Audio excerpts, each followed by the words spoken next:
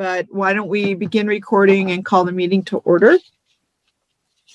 And Meg, I get a roll call, please.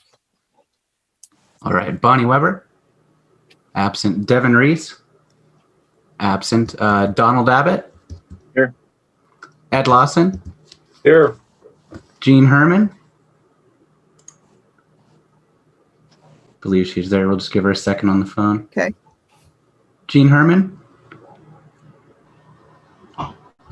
I think it's a star 16. Star 6. I'm unmuted. Here we go. I'm here. Jenny Breckus. Believe she just arrived. Oh, yeah. Hi, Jenny. We're just doing a quick roll call vote.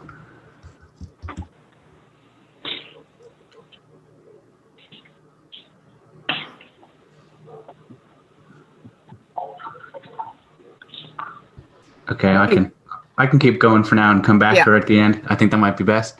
Diane Vanderwell. Here. Marsha Burke-Bigler. Here. Naomi Dewar. Here.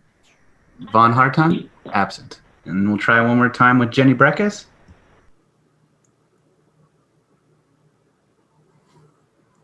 Hey, Jenny, can you hear us? See her on the screen here, but. Yeah. Right. And she's unmuted. Okay. Well, we see you. Let us know when we get you. All right. And non-voting member Katie Simon Holland. Here. Okay. Welcome. And I've just learned that this is Katie's last day with us. So it's been the whole time I think I've been on here, or well, you switched with Veronica, but we are going to miss you. Well, thank you. Yeah. And may I get an approval of the agenda? Motion to approve. Motion to approve. All right, Jeannie Herman. So moved. I'll second. Yes. Okay, and if you can just say your last name after these, Ms. Vanderwall. Right. Okay, that'd be great. So we got a motion and a second to approve the agenda. All in favor? Aye. Aye.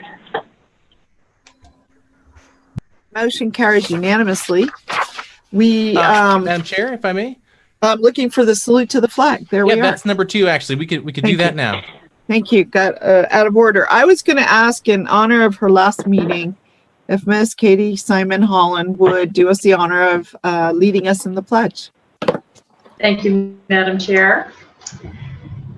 I'll stand. Ready, begin. I pledge allegiance to the flag of the United States of America and to the republic for which it stands, one nation, under God, indivisible, with liberty and justice for all.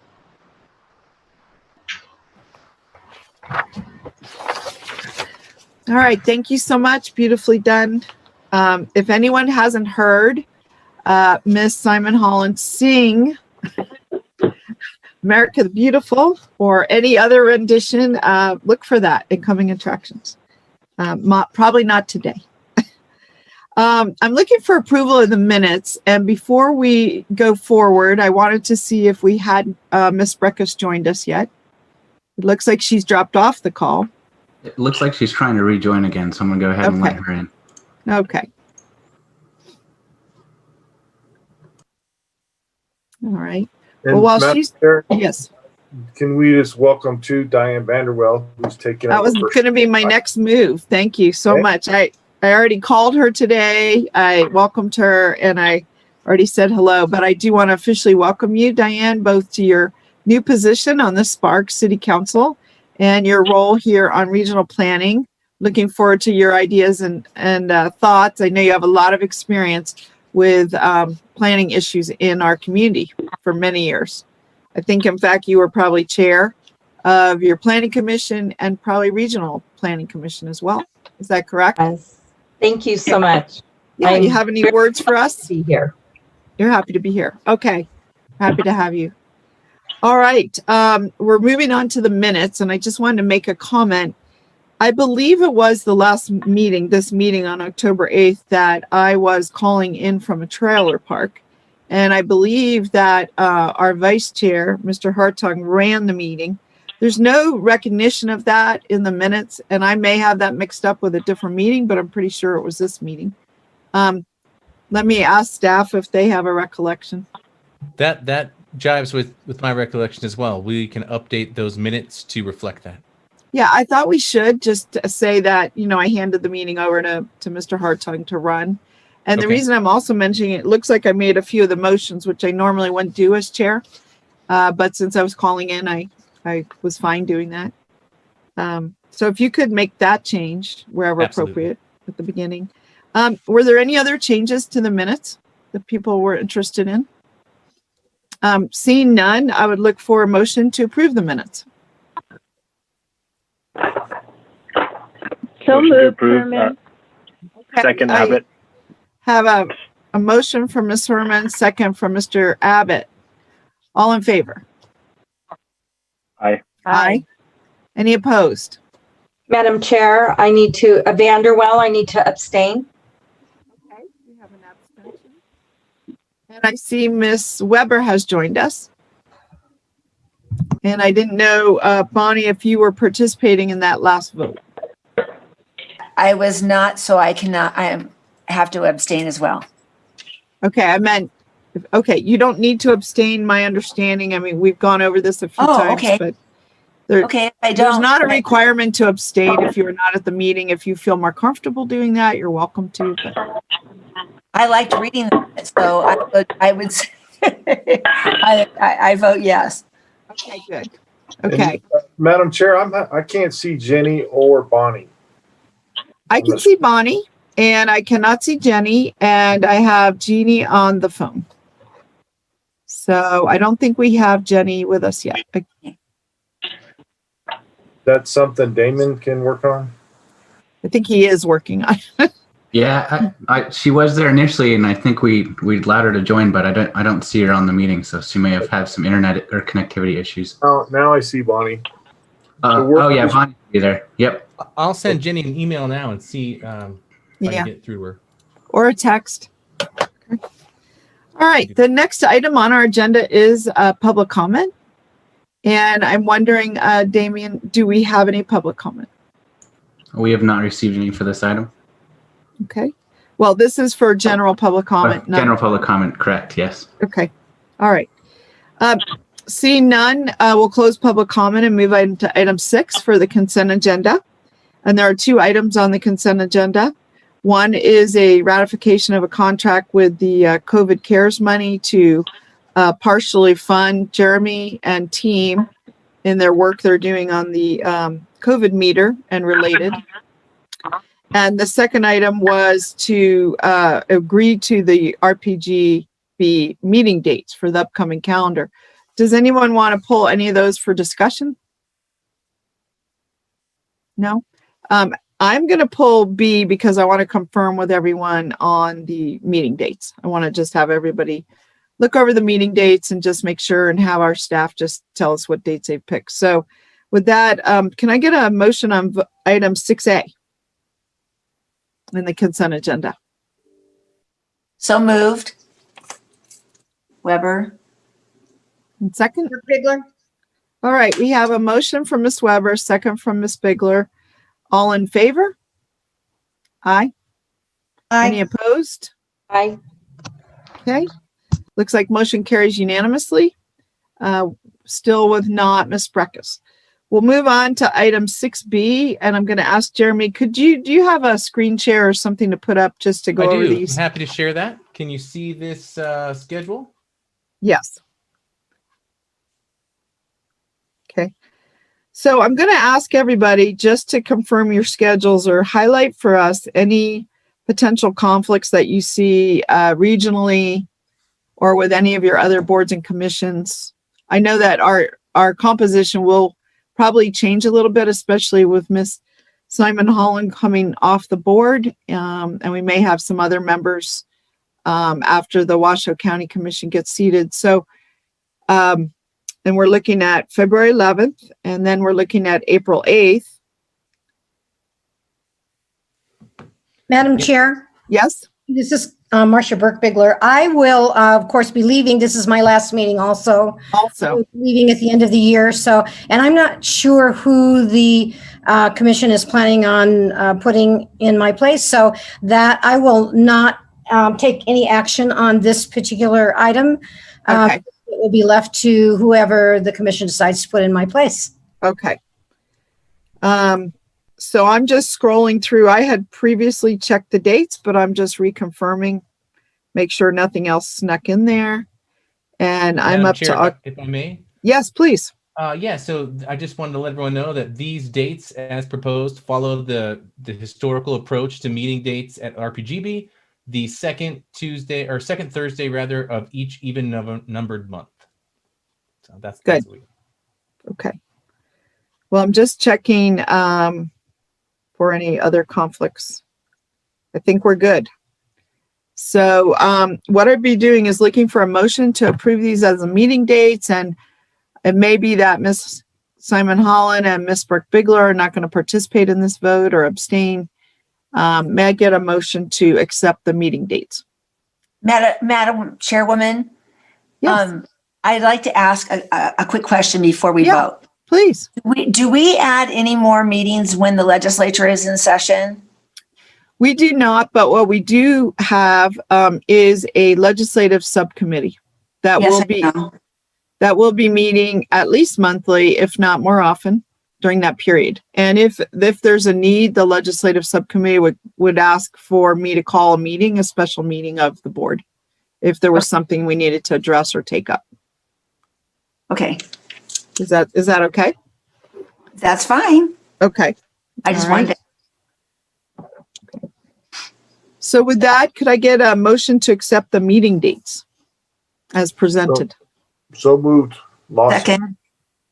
All right, Weber. so motion from Mr. Lawson, second from Ms. Weber.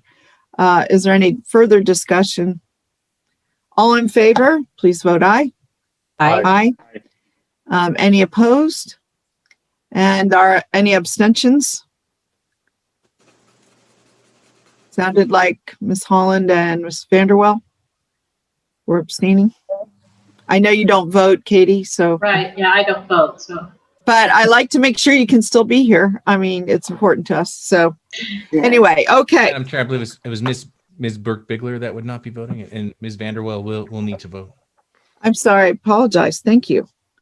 So let's just go over that again. Let's just do a roll call for this moment. Everyone that is an aye, would you raise your hand? Say yes. Okay. Yeah. I see 4 hands. I see 5.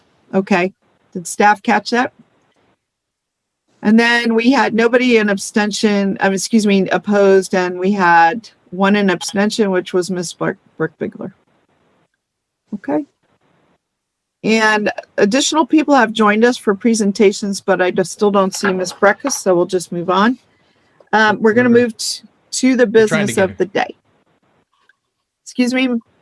I'm sorry, Madam Chair. This is Jeremy Smith for the record. Director, we're trying to get Ms. Breckus to join. We're engaged in that. Okay, very good.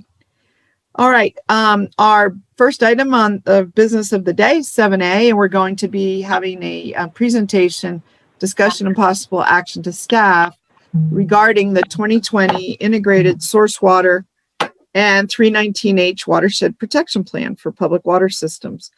And back to you, Mr. Smith. Thank you, Madam Chair. It's my pleasure to introduce today 4 folks that we've been working with from the Nevada Department of Environmental Protection and Resource Concepts, Inc. to look at source water protection and non-point source pollution. You probably remember that we were funded by NDEP with a small grant to assist with this work and to prop up an online viewer. And today we're going to hear from Birgit Widegren, Kim Rigdon. We have Jill Sutherland and Lynn Zong, I believe, from RCI as well. And they're going to take us through and show you the final products of the efforts we've been working on together. Can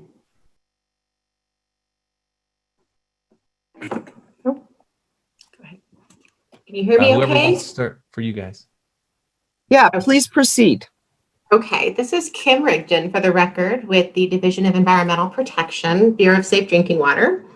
And I'm very, very excited to be here today to present the culmination of over 5 years of work that both Birgit Whittegren, who is sitting here with me as well with the Bureau of Water Quality Planning at NDEP, as a multi-agency approach to creating this plan and this tool in cooperation with the TMRPA staff there.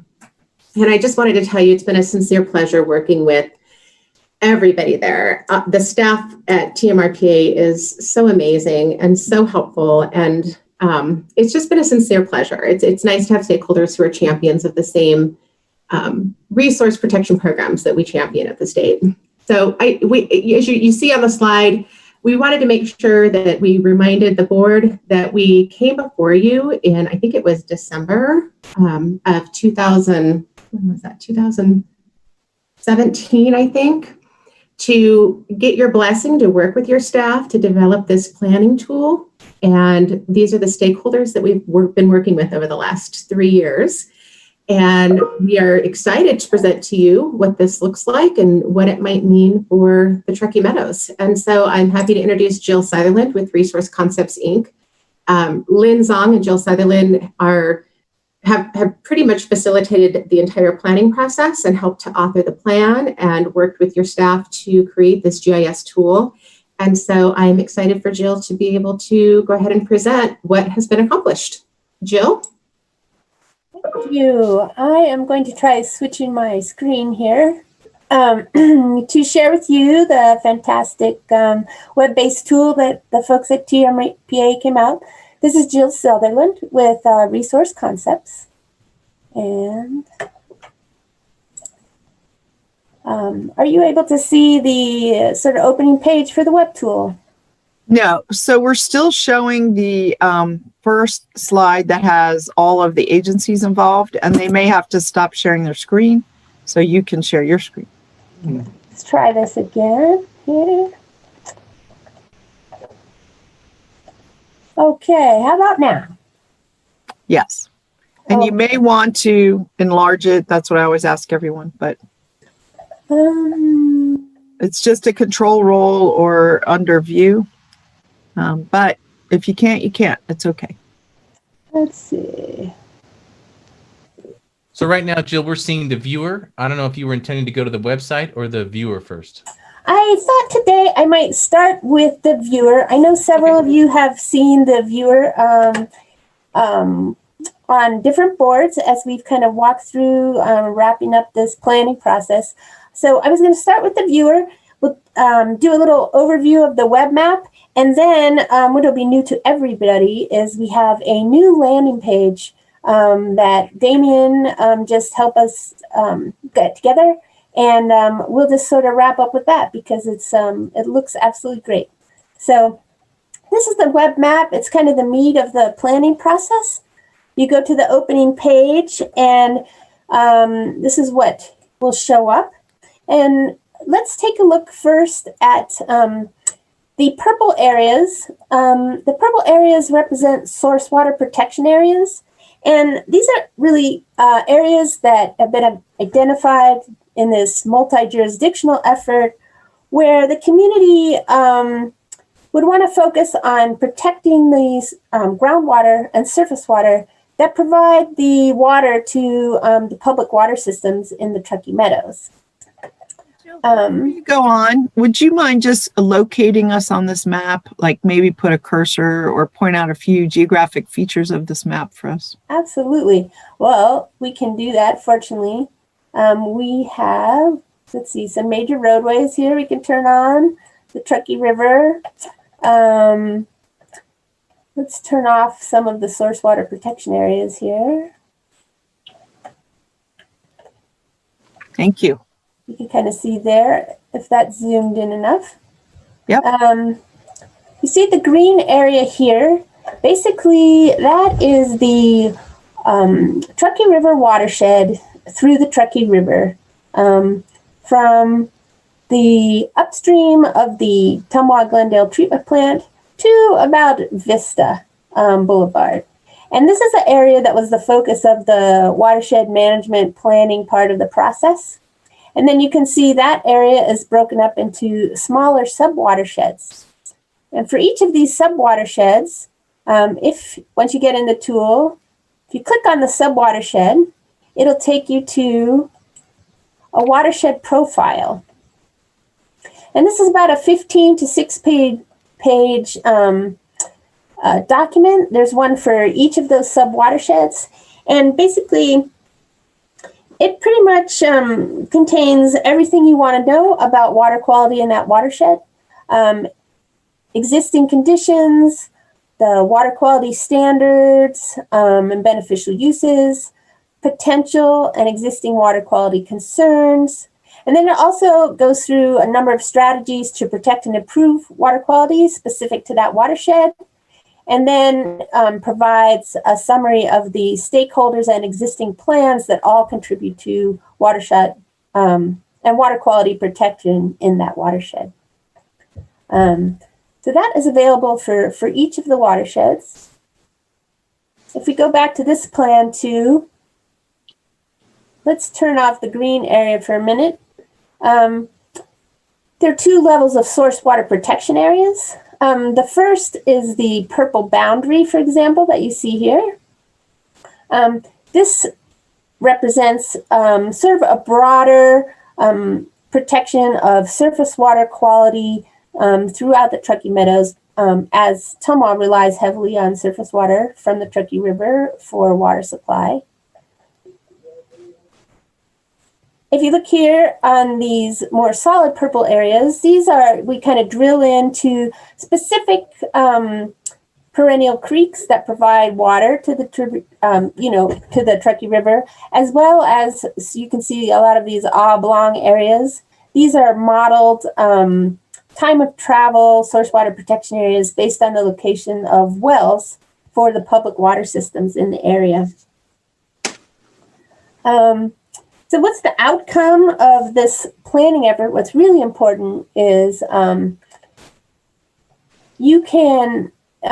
stakeholders have developed a list of projects to implement to protect and preserve the water quality of source water in the area. You can click on the project profiles, and here's a list of 15 to 20 projects that have been put forward as the highest priority for implementation, keeping in mind that these are all voluntary projects and non-regulatory.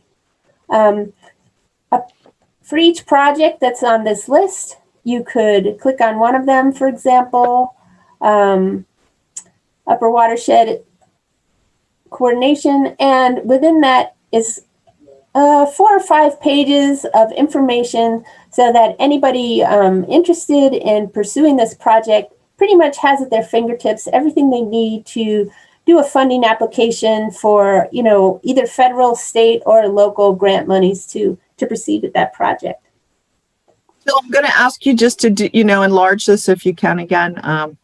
Yes. Just by the time you're looking at tiny print on a screen, it's just, I think if you just do a control roll, it will probably increase the size. Roll. There we go. Thank you so much. Oh, yeah, of course. And we can kind of scroll through this. This is one that was sort of proposed by Tumwa. It provides a general description of the groundwater basin and tributary watershed that it might be effective. And it was Truckee River Upper Watershed Agency coordination, for example, with the Forest Service, as they really have the management responsibilities in a lot of the upper watersheds. It provides a general description of what the project might be and a summary. And I'm sorry to be scrolling through all of this here. I know it's hard to read, but hopefully you'll get a chance to explore anything you want on the web map tool. An outline of project details and the potential water quality benefits that you're trying to achieve. And it really provides sort of a framework to show how this information will fit into the 319H grant application format when you go to ask for money. And then it has a lot of references with which to back up the information. And most of these links are live, and they will take you directly to the document used. And with that, maybe we'll go back to the web tool here. The question I have is 319H. So what is that program? Maybe I would, Birgit, would you want to comment on that? If you're Absolutely. available? Absolutely. Good afternoon. For the record, my name is Birgit Whittegren. I'm with the Nevada Division of Environmental Protection, and I'm in the Bureau of Water Quality Planning. The 319H program is the non-point source program for the state of Nevada. And basically, we are restoring waterways in regards to the non-point source. In other words, things that aren't coming out of our treatment plants or out of pipes. And every year we get a grant from EPA through the Clean Water Act to fund multiple projects throughout the state that are doing restoration activities. And this plan actually will open up a larger percentage of that funding once it's approved by EPA, and EPA is actually looking at it right now. Okay, great. So this is, you said, a 5-year plan that you've been working on, and then you're going to submit this to the federal government. And then if they approve it, then there's more areas that you could give grants to local governments to do source water protection, non-point Exactly. source remediation type projects. Exactly. Okay. Yes. Great. Jill, maybe you could show us the website that we recently propped up. You bet. When we presented this to some of you earlier, there's one question that we got asked was, "This is great. Where can we find this?" So we have a landing page now. It's at Washoe County Clean Water, and that, like I said, Damien did the heavy lifting on putting this together. And from this webpage, it has basically information on the plan. It has all of the supporting documents, links to the different stakeholders, and of course, links in several locations back to the web tool itself. So. Well, really intriguing. Did you guys have I more to think that's it for share my with us? presentation. If you have any questions. Well, let me make sure I understand. The landing page, is it just in itself in a virtual world, or is it part of anybody else's website, or what? Right now, it's pretty hot off the press, so it is out there on the web. Anybody can log into WashoueCountyCleanWater.org. So it's not part of the state, and it's not part of the county, and it's not part of Chucky Meadows regional planning, excuse me. Right, it's on its own. It's on its own right now, but the TMRPA is hosting that, and as part of their continuing efforts, kind of supporting that, as this is, kind of a living document. I'm sure we'll be adding more there over time. And what we would really like, now that we presented it to you, is to get it out to the different stakeholders, Tumwa, Washoe County, One Truckee River, and all the folks that were involved. And hopefully they will link it on their websites so that, people can find it pretty readily. Okay. Well, Yes, it ma'am. seems like you're making a tremendous amount of information available, in a really easy way that just hadn't been available that way. So I think that's remarkable. A great step forward for transparency and ease of use. I'm wondering if the board would like to ask any questions to our presenters. And is there any action that you're looking for from us? There is an action. I think maybe I'll stop sharing here and then go back to very briefly to our Madam Chair, I believe the action that we're looking for from you is to accept the report and to recommend the continued collaboration of TMRPA staff with the team to keep this thing maintained and moving forward. Okay. Maybe you could stop screen sharing. This is great info about who participated in this plan. The reason I asked about 319H, I wasn't sure if H was always the non-point source or if that was a new letter, but it sounds like it's the right letter. Let me ask just Jeremy, what has been your role? So you, the staff, have helped them develop the website or the landing page anyway? Absolutely, both things. So we've been working, mostly Damien, directly with the folks there at RCI and NDEP to collect the data, to put it into an online viewer, and to work together to symbolize it and to make it accessible to folks, you know, with the hope of this voluntary program being now more easily adopted by local jurisdiction and affected entity planning staff, so that as they go into evaluate any given project that would be presented for approval, there would be this additional layer of information that they could reference specifically around source water and bring that to bear in their analysis if applicable. Also, we think that this aspect of the work we do can dovetail nicely with our public infrastructure investment plan and natural resources planning efforts, get that in there, because what those efforts really are designed to do is to centralize this kind of information and to give us the power to craft and edit our policies so they can be more effective. And so that's what we hope that this can help lead us to. And also, yes, we did recently prop up the washocleanwater.org website. We're hosting it from the TMRPA site for now and redirecting. So that's been a strategy we've employed for many things and seems to work pretty good. Okay. Well, let me open up to board conversation, questions, discussions, comments. Anyone?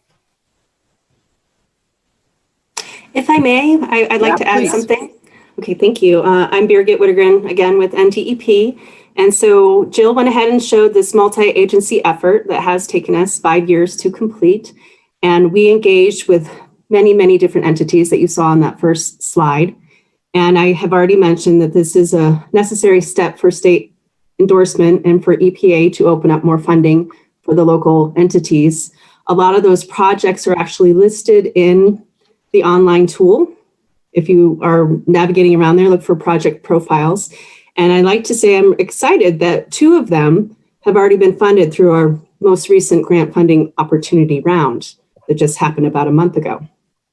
I do want to also mention that this plan is a component of the One Truckee River Management Plan that was approved locally in September of 2016. And we closely coordinated with the Truckee Meadows Stormwater Permit Coordinating Committee in the development of their tributary plan, which is also a component. So we've covered all the bases pretty much to get the entire area looking at source water, drinking water, and pollution to surface water covered in this planning effort. I'd like to thank the board for allowing your staff to participate and help us. They are very technically agile and we're amazing to work with, and we really look forward to continuing to work with them. And I especially want to call out, of course, Jeremy Smith and Damien Kerwin for their efforts. Thank you. You bet. Good. Again, any commentary by our board? Yes. Ms. Simon Thanks, Holland. Madam Chair. And though I'm not a voting member, I do want to thank the team that's been working on this and congratulate them. This is a massive undertaking. And I think it's a great example that perhaps our neighbors in Eastern California would also appreciate. I'm sure you worked with them, but I know there's a lot of work to do coordinating, and I just want to say congrats on a great job and a great example to other partners that may benefit from this work. So thank you. Good. Thank you. Great. Yeah, I just wanted to, we've been presenting this plan just for the board's awareness to EPA, and they're very, very excited about this and have talked about making this a national example of a success of collaborative organizations and agencies. So wow, it's pretty high profile with our EPA reps as well. Wow, that's amazing. I haven't seen anything like it. Obviously, you're going into new territory in the water realm for sure. Okay, any other board comments? Looks like none at the moment. I thank you guys so much for coming and sharing with us this work, and keep up the great work. Let us know, regionally, if there are grants that we should be applying for based on this new plan. For example, we have Reno Sparks, Washoe County here.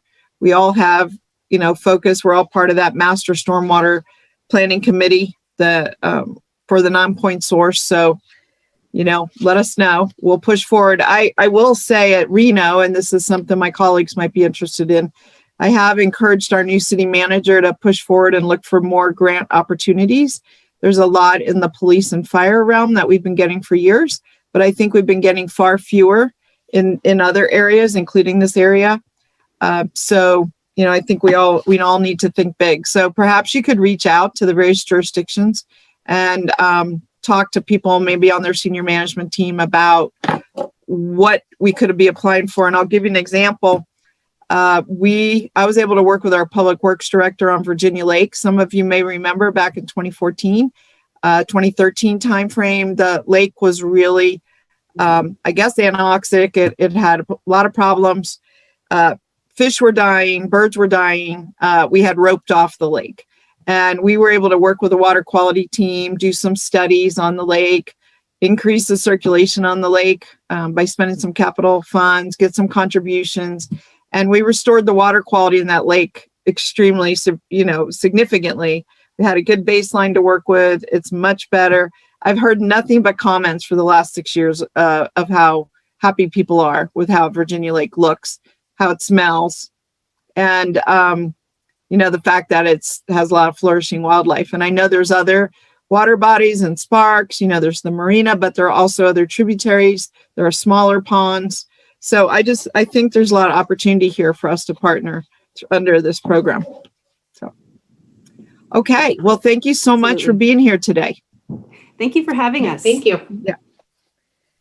Thanks very much for the presentation. Yeah.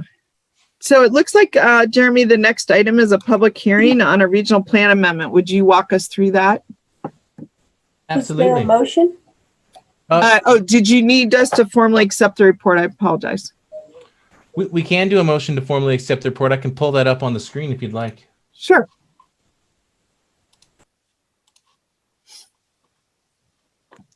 It'd be here under proposed motion. Okay.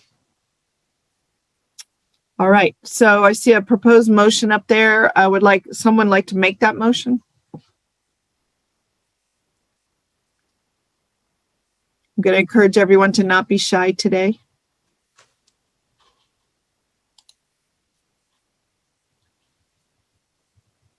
I'll make the motion. Okay, I was going to say, I see you are unmuted. So we have a motion from Ms. Weber to accept the integrated source water and watershed protection plan. Is there a second? Madam Chair, Vanderwell, second. Vanderwell, second. Thank you. So we've got a motion and a second. Do we have any further discussion on accepting this report? Seeing none, I'm calling for the vote. All in favor? Aye. Aye. Any opposed? All right, motion passes unanimously. Thank you. Thank you again for being here, and congratulations. Thank you very much. Yeah. I want to recognize, it looks like Ms. Breckus has joined us. Thank you. Welcome. I didn't know if you participated in that last vote. I did. Ms. Breckus, thank you. Okay, we're moving on to our public hearing on this regional plan amendment. Jeremy, take it away. Yes, thank you, Madam Chair. Item 7B is a public hearing. Regional Plan Amendment for the 2019 Truckee Meadows Regional Plan Appendix 4, that would be RPA 20-004, possible adoption of RPG Resolution 20-05 regarding an amendment of the 2019 Truckee Meadows Regional Plan Appendix 4 to incorporate the 2020 Washoe County Consensus Forecast and remove the 2018 Washoe County Consensus Forecast.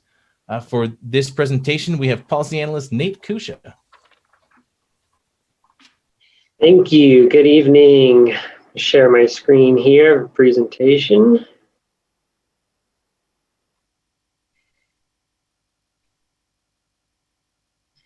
All right, thank you. Good evening, board members. Nate Kusha, TMRPA, for the record.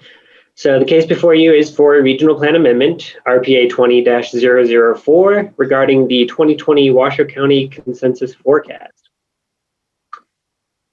So this regional plan amendment presents an amendment to the 2019 Truckee Meadows Regional Plan to incorporate the 2020 Washoe County Consensus Forecast. This also includes replacing the previously adopted 2018 consensus forecast in Appendix 4 with the currently adopted 2020 consensus forecast and updating references to the consensus forecast to reflect the new population forecast values and timing to maintain alignment. So on November 12th, 2020, the Regional Planning Commission officially adopted the new 2020 Washoe County consensus forecast.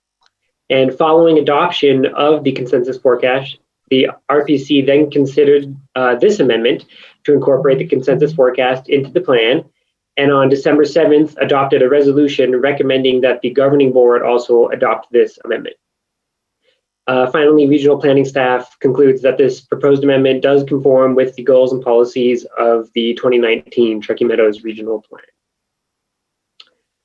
So we're going to go ahead and walk through the 2020 consensus forecast, which, as previously mentioned, was adopted by the Regional Planning Commission. So what is a consensus forecast? A consensus forecast is a combination of several sources and forecasts, and we use this approach because it minimizes bias and increases accuracy.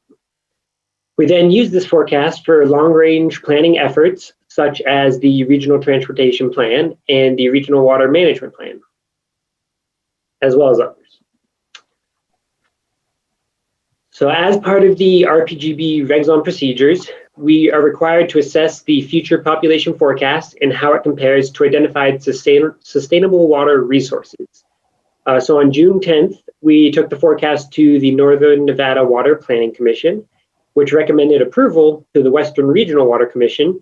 And on June 17th, we took the forecast to the Western Regional Water Commission, which did determine that the forecasted population could be supported by the identified sustainable water resources. In addition, as part of the regulations on procedure, we're also required to share the forecast with planning staff from the local jurisdictions. Team RPA has created a web portal for the consensus forecast related documents, and there have been a variety of memos written describing the methods and assumptions that went into the forecast. We also hosted a Zoom meeting with the jurisdictions and affected entity staff to go over the forecast and the jurisdictional splits, which are described a little later in this presentation. And finally, the spatial modeling, some of you might know it as spatial disaggregation, for putting the forecasted units onto the landscape is currently in process.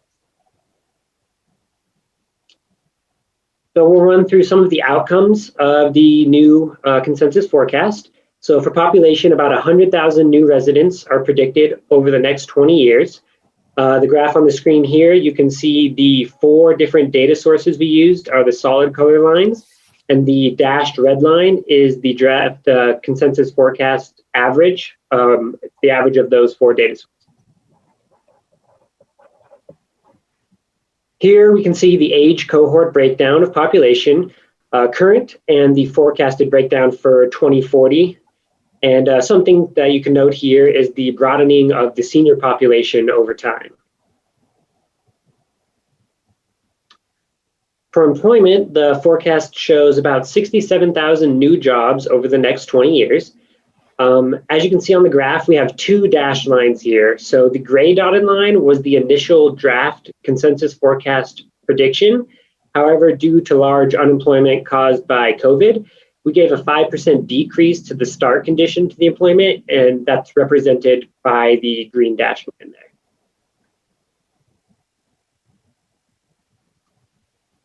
So moving on to the kind of splits. In the past, we split the unit share based on our transit-oriented development corridors and regional centers. So these were removed in the regional plan update. And we now have the regional land designations or tiering system. So we use this to show the geographies where units would be built. This table shows the current dwelling unit share in the far left, and then progresses to show the percent of unit growth over the last 20, 10, and 5 years. So as you can see, there has been a trend towards more units in the mixed use core and tier 1 regional land designations, and less units in tier 2, 3, and the rural area. The next column shows the average of the 3 different time steps that were used. And we then use those to inform the proposed future share targets in the last column there. Is there a difference though on that previous chart? On proposed future share, is there a current share? Yes. Is that the average? The current share is that first column on the far left. So that's current. Yeah. And then the proposed future share, the far right, and in between was the kind of like, so the past 20 years, that's 7.3%, 36% went to the mixed use core. But if you look at just the past 10 years, it was close to 13%, and then just the last 5 years was over 13%. So it's been increasing in those different time steps. So we kind of use that. And this does align with our new policies in the regional plan, where we're kind of pushing for more unit growth in the higher tiers, so the mixed use core in tier 1, and less in especially tier 3 in the rural area.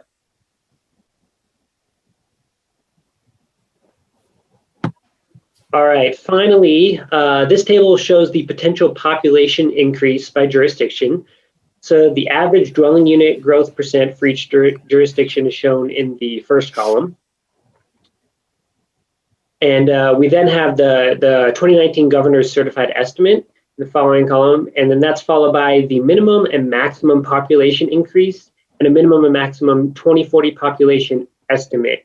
So the reason we did kind of a range there with a minimum and a maximum of 5% either way is because we distributed the units by tiers, where previously we've done it by jurisdiction. So there has to be a little bit of wiggle room in there where units are realized in order to hit the targets for each of the regional land designations.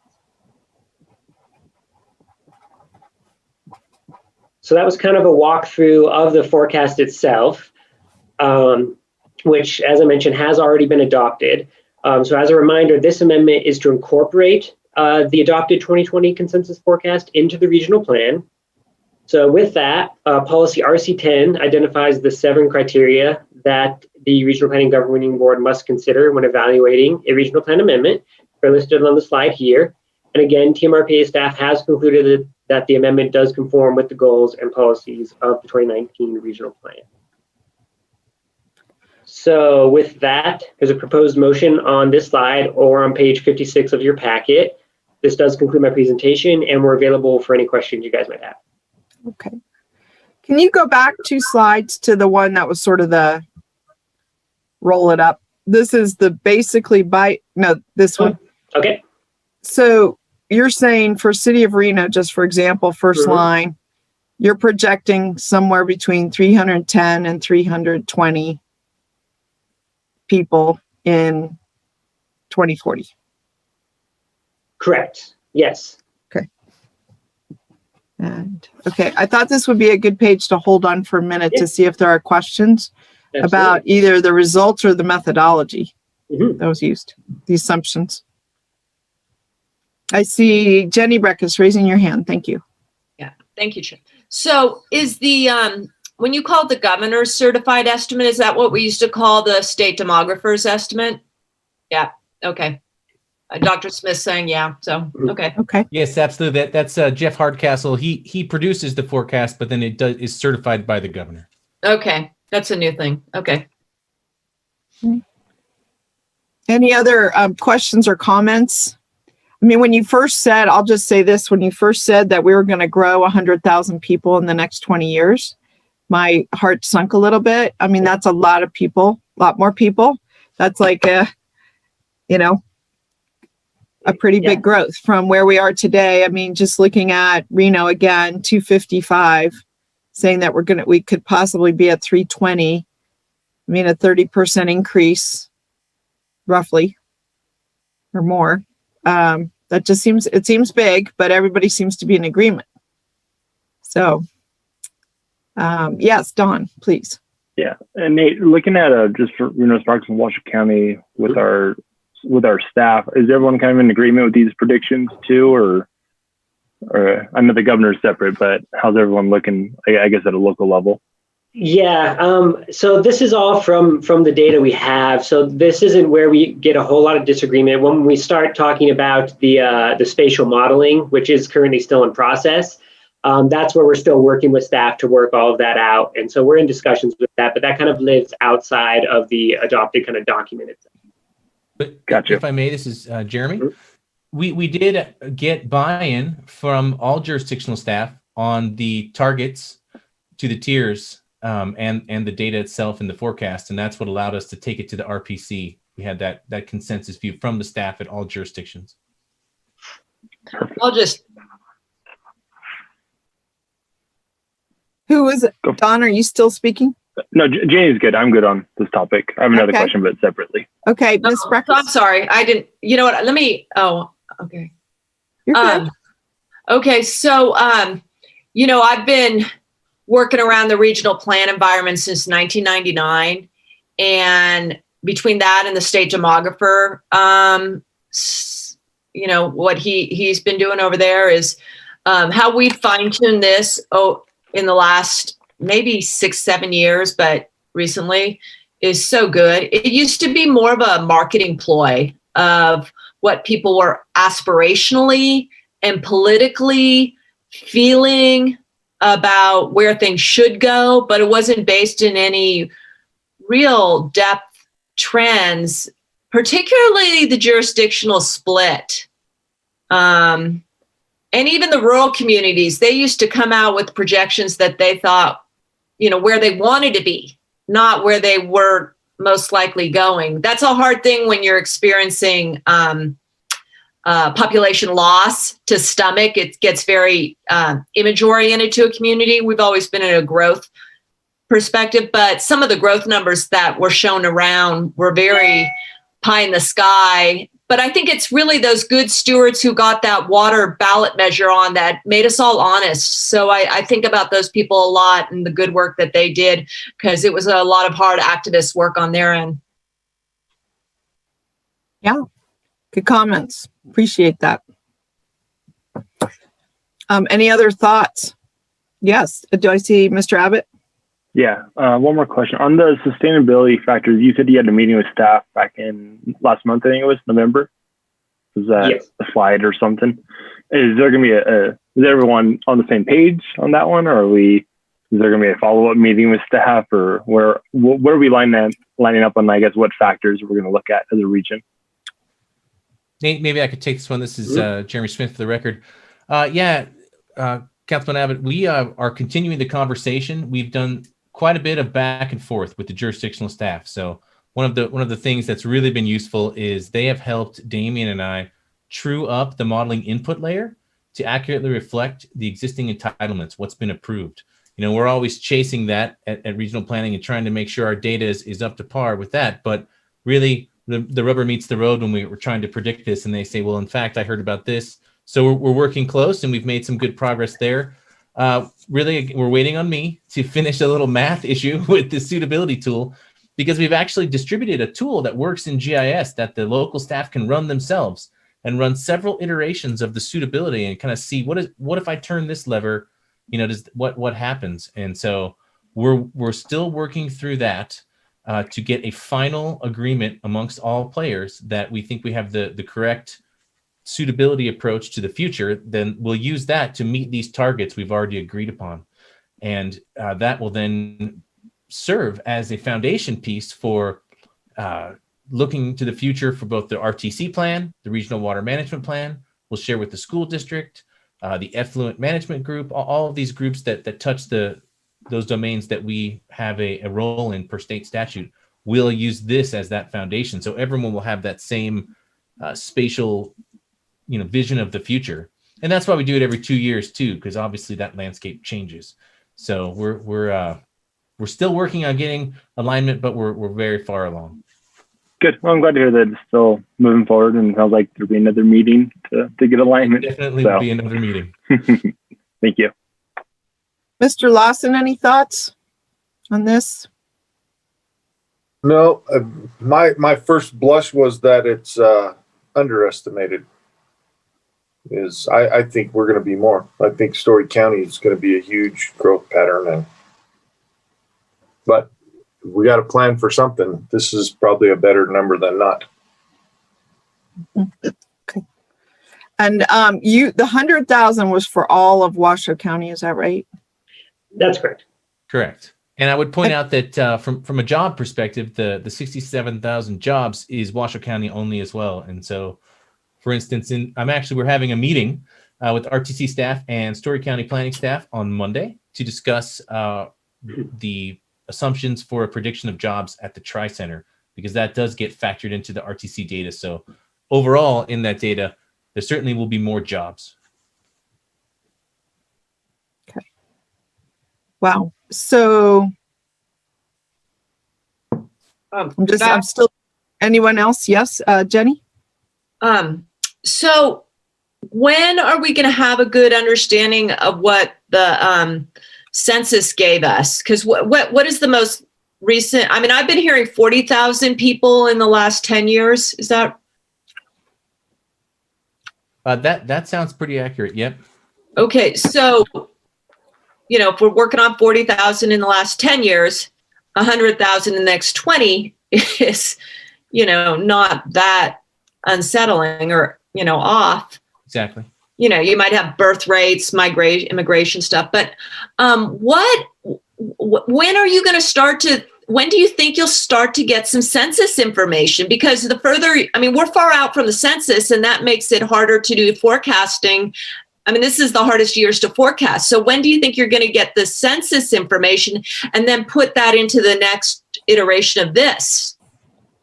That would be part of, I believe the census information will be available to some degree early next year. I have an email waiting for me from State Demographer Jeff Hardcastle to discuss specifically this.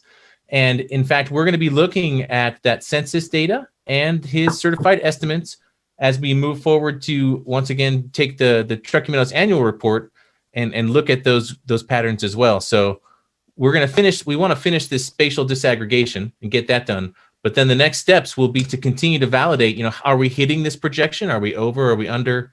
And of course, where? So we can continue to make that better. But I don't think we're going to have any information from this decennial census before the end of the first quarter of next year. Okay. All right. Well, I'm looking to wrap this item up. Do we have any final comments or questions, thoughts about this other than good work? I know it's hard to predict the future, especially 20 years out. And, it's kind of critical. Everything else hinges off of this. So the better we are here, obviously, the better the resultant planning is. I am looking for a motion to approve the 2020 Washoe County Consensus Forecast. So moved. Second, this is Burke Bigler. Okay. Okay, I think I heard a motion from Ms. Breckus and a second from Ms. Burke Bigler, and that more specifically was to adopt the RPG Resolution 2005. Yes. On Appendix 4. So I appreciate that.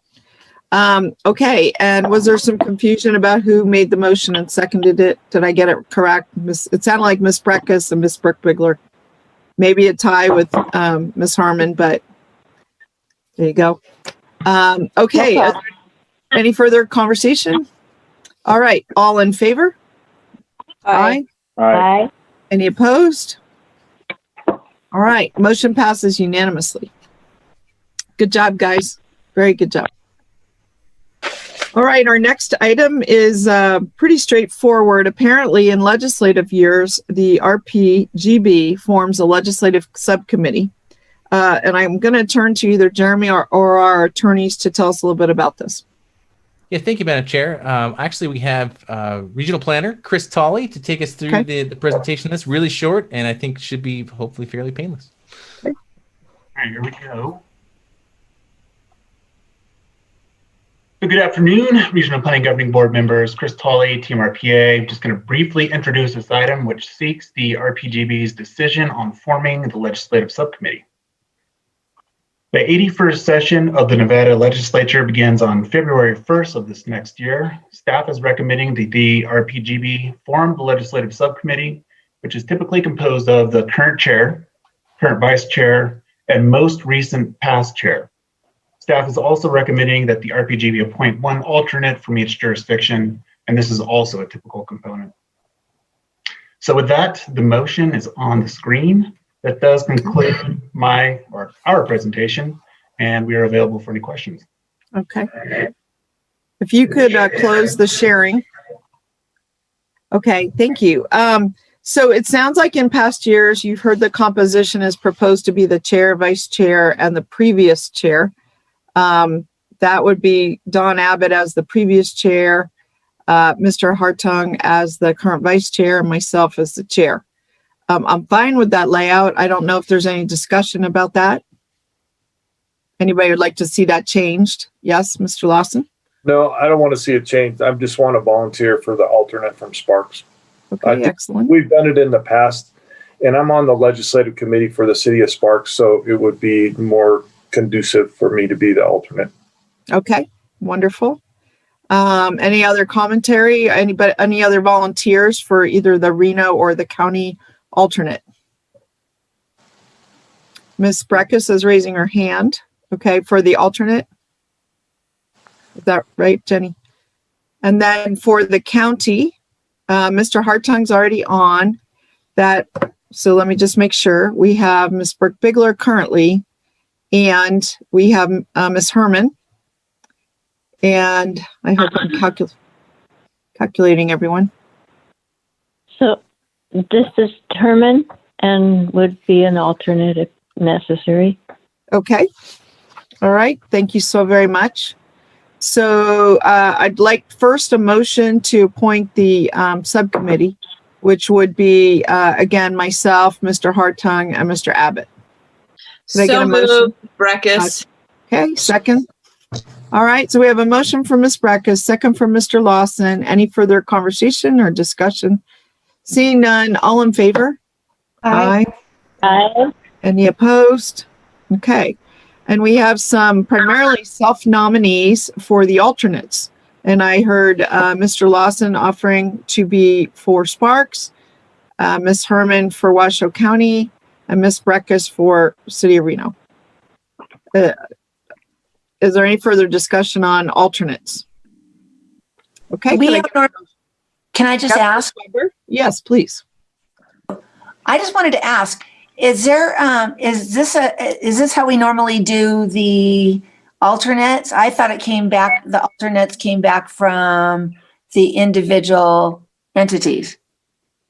Well, in my experience so far, this is how we do it. We pick it from the people that are assigned here by the people that are assigned here. So, Yeah. Any other historical perspective from anyone Yeah, else? if Miss Weber wants it, I have no problem with her taking it. Okay. Hey, that was not the point. The point is how we've done it in the past. And that was my question. Thank you. Madam Chair, when I was chair, this is how we did it. Okay. And Mr. Lawson, you wanted to weigh in? Yeah, when I was chair, way back in the dark ages, this is how we did it. Okay. All right. So we have some historical precedent. With that said, Ms. Weber, were you interested in stepping up? Ms. Breckus is open to doing it and also open to not doing it. No, that was not a question. So thank you. Thank you for you bet. So with that, it looks like we have a proposed set of alternates, Mr. Lawson, Ms. Breckus, and Ms. Herman. I'd love to get a motion to that end. So moved, Herman. Okay. Second, Abbott. All right. So we have a motion from Ms. Herman, a second from Ms. Weber. Is there any further discussion? All right. Seeing none, I'm going to call for the vote. All in favor? Aye. Aye. Aye. Aye. Any opposed? Looks like that's a unanimous vote. Okay. So tell us a little bit about this, Jeremy. How often will we meet? So everybody's on the same page. Yeah, absolutely, Madam Chair. This is Jeremy Smith, Director for the Record. The idea would be that now that we've established the subcommittee, we will reach out via email and schedule an initial meeting in January. At that meeting, we would hope to discuss the potential of hiring a lobbying firm to basically just play defense and be on the lookout for anything at the legislative session that might trigger our necessary involvement in some of that. And then we would aim to have a meeting monthly for each month of the session, with the potential, if there's nothing going on, to cancel that, or if something is going on, with the potential to host a meeting potentially weekly if we needed it. So it depends on what we need, but the idea would be an initial meet in January, set that legislative subcommittee schedule at that time, work on choosing a lobbyist, and then see how it goes. Okay. A question I have, can the alternates, do they only back up? Like I'm from Reno, so Jenny would be my backup and so on. Or can they sub in for any missing person, or how does this work? It's my understanding that the first thing you said that it would be an alternate for your jurisdiction. Got it. Okay. All right. And with that, you're looking at mid-January for a first meeting? Absolutely. About mid-January, second week, the earliest. All right. Okay. Well, thank you so much, everybody, for willing to participate in this. I right now am not aware of any major proposed legislation or even any minor legislation, but there are always through a year recommendations to change NRS 278, which does direct planning. And so it's possible something could come up in that arena, very possible. So I'm sure we'll stay alert. The next item has to do with our budget, and it's item 7D. And what we've asked Jeremy last year was to give us an early look at the budget before we pass the January mark. He already did that last meeting, but I think he wanted to add some more detail at this meeting. And then, so I'm going to hand it back over to you, Dr. Smith. Thank you, Madam Chair. Item 7D is a presentation, discussion, and possible direction to staff regarding fiscal year 2021-22 budget. I have a short presentation that I'd like to share.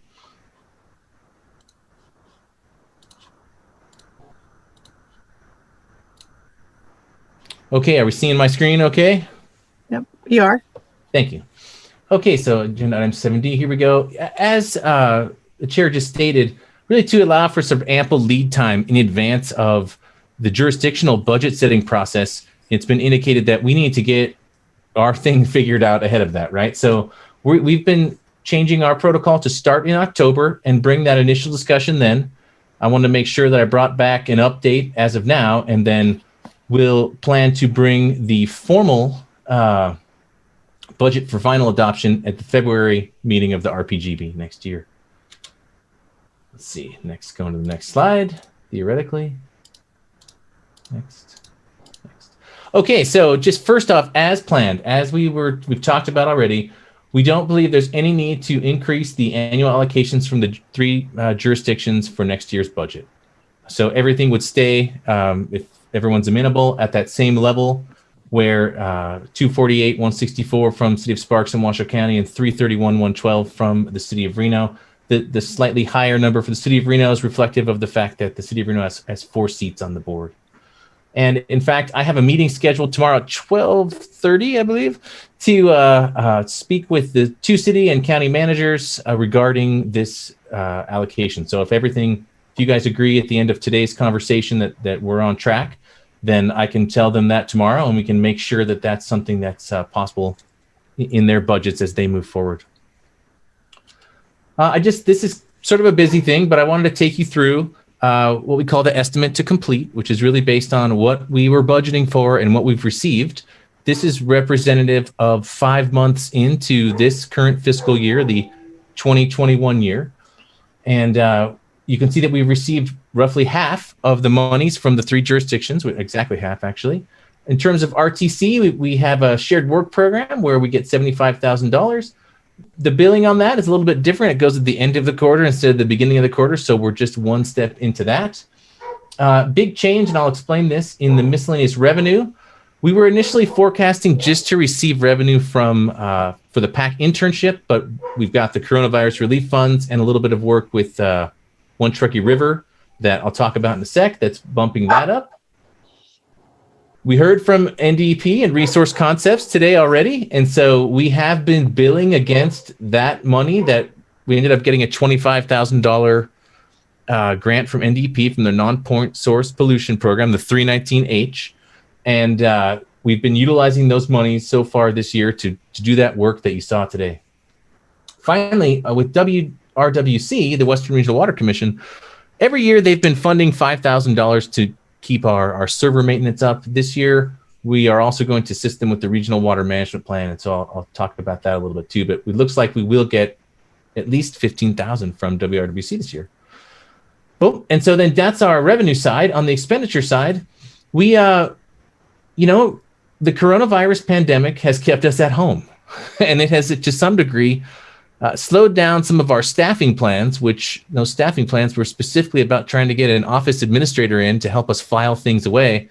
Well, the fact that no one's been going to the office has really kind of deprioritized that this year. Also, it's been a little bit difficult to bring in intern or technician help, although we have actually finally got that going. So we have a couple interns working remotely. So that's kind of reflected in the payroll estimate, which is going to come in probably a little bit below what we initially thought in the budget.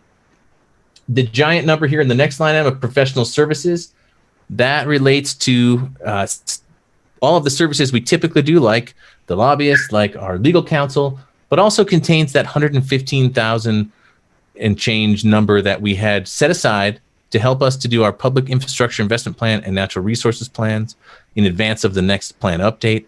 Those things are very much still part of our program. We have been working on sort of finalizing the foundational aspect of the spatial modeling, because that really drives a lot of that. And so the next big thing we'll be taking on will be that PIP project. Likewise with services and supplies, I mean, this one, we're not in the office. We're not making a bunch of copies. We're not spending a ton of money. And so we're looking pretty good. So it actually looks like if we continue on this trajectory, that we may actually build a little bit into our fund balance on the order of around $13,000 or $10,000, something like that.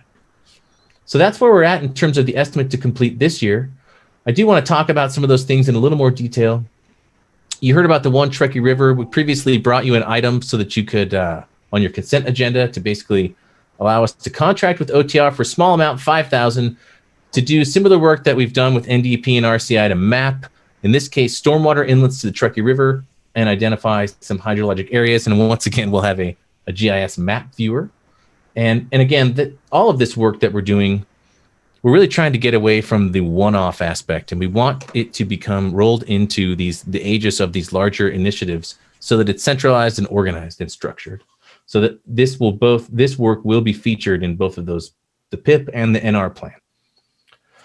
Coronavirus relief funds. So we are still involved working with the COVID risk meter, and we actually applied for coronavirus relief funds with City of Reno. We were accepted with that contract, so we received $42,467.50.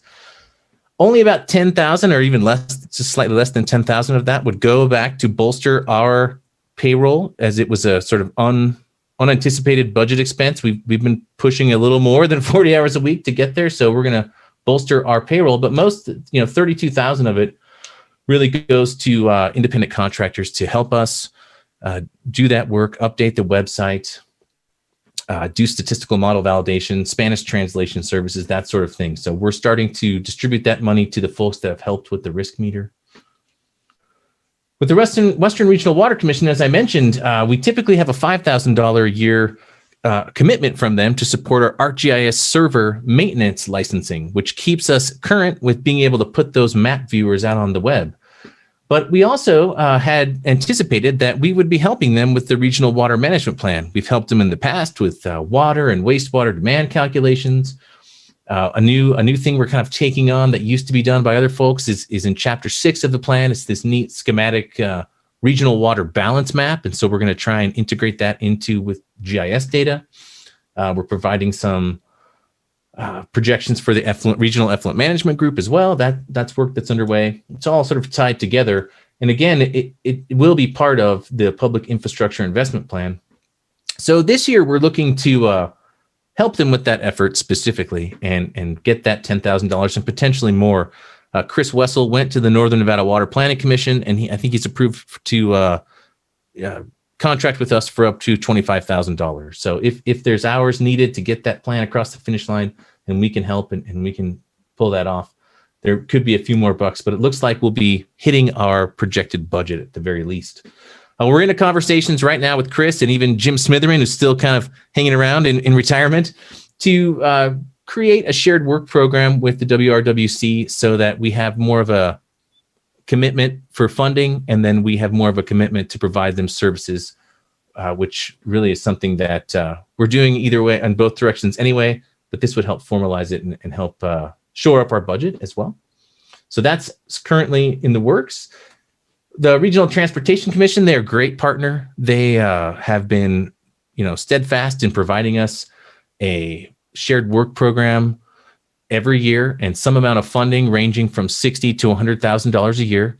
This current year is at $75,000, and that was to support a lot of the consensus forecast and spatial modeling work that we're engaged in right now.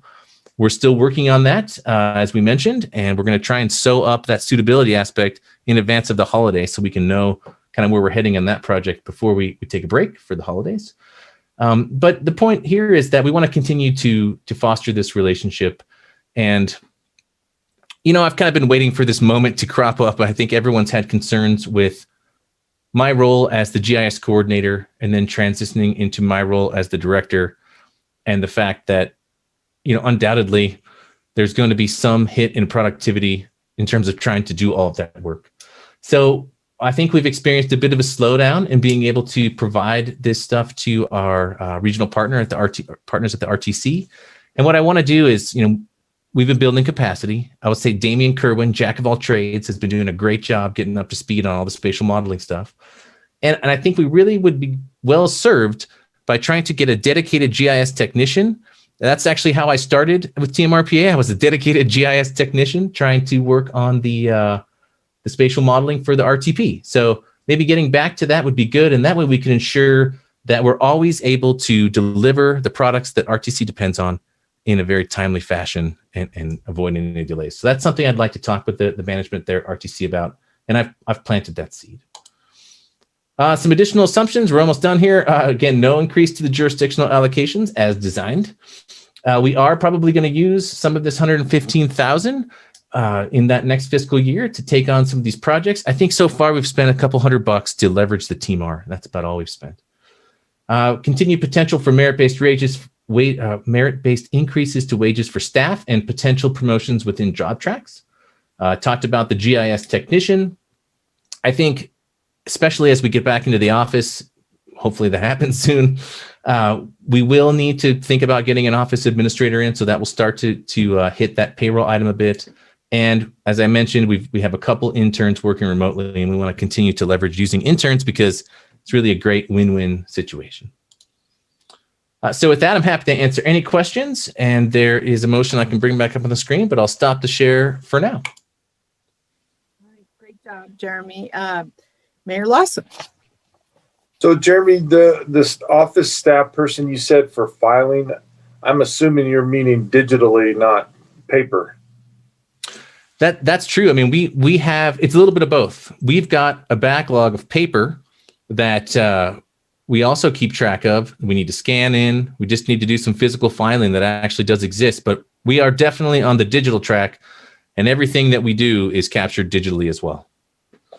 I mean, that's obviously the future for all of us at the cities and the county too, is digital everything. So it's right there. Obviously, you got to back that all up too, so that there's a whole deal in there.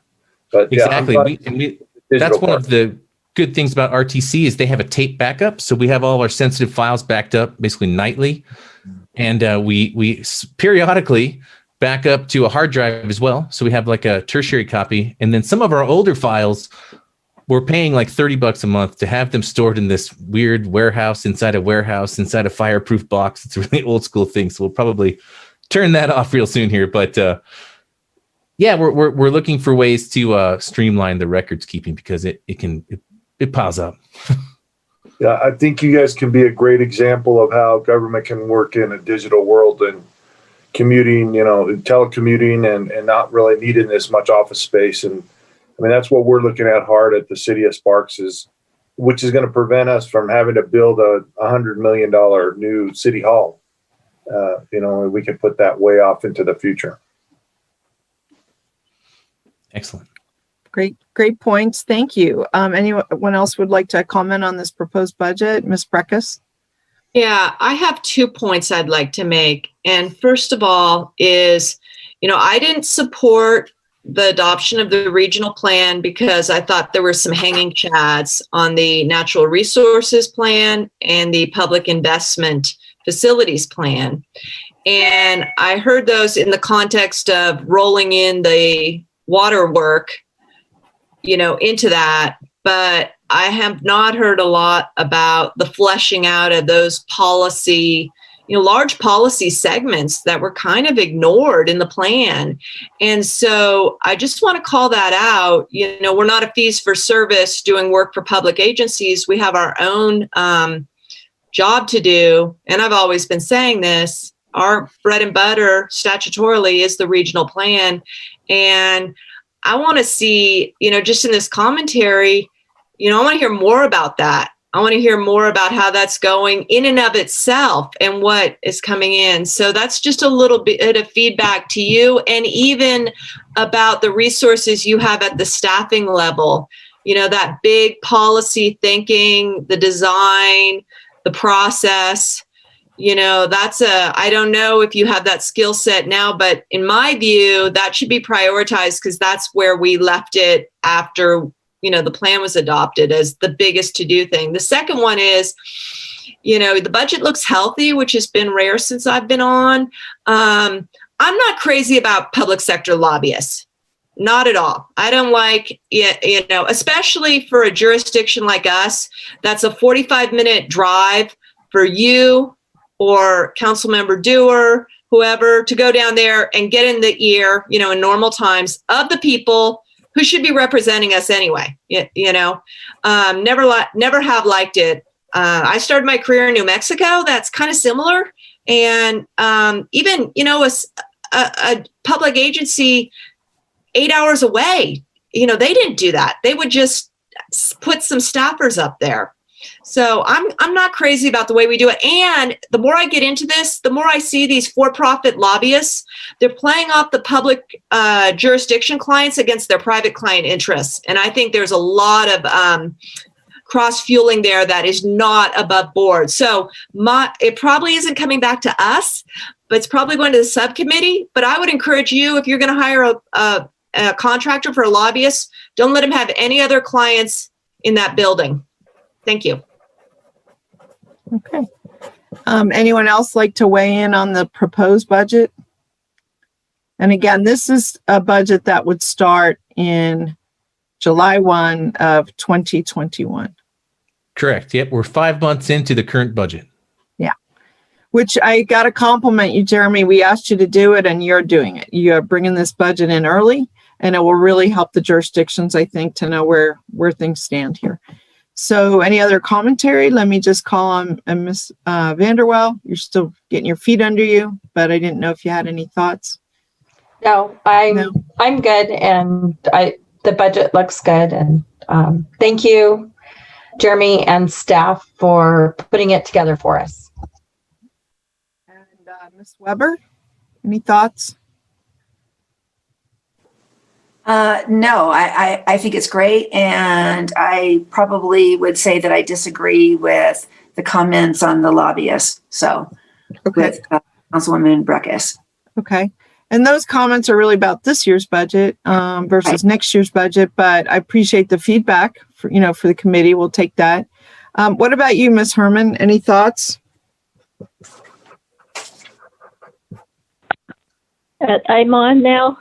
Yes.